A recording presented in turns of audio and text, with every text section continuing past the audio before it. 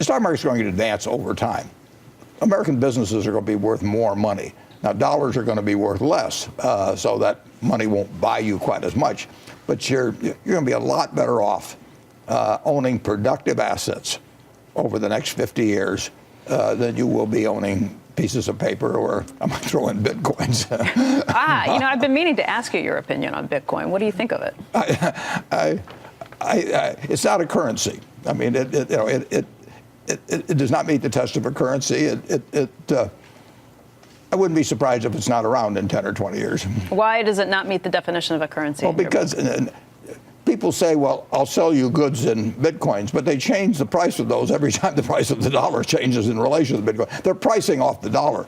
They could say, well, I'll sell it to you in barrels of oil, but if every time the price of oil changes, they change the number of barrels you have to have. That's not your oil is not the currency. Yeah, but the yuan does that too, and people still look at that as a potential currency. Which one? The yuan, the Chinese yuan. Well, yeah, well, it is a currency, but it is not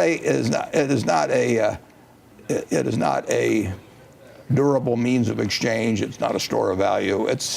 And you said yourself you wouldn't be surprised if it's not around in 10 years? I would not be surprised. I don't know that, but it's interesting to me. I mean, it's been a very speculative, kind of Buck Rogers type thing, and people buy and sell them because they hope they go up or down, just like they did with tulip bulbs a long time ago.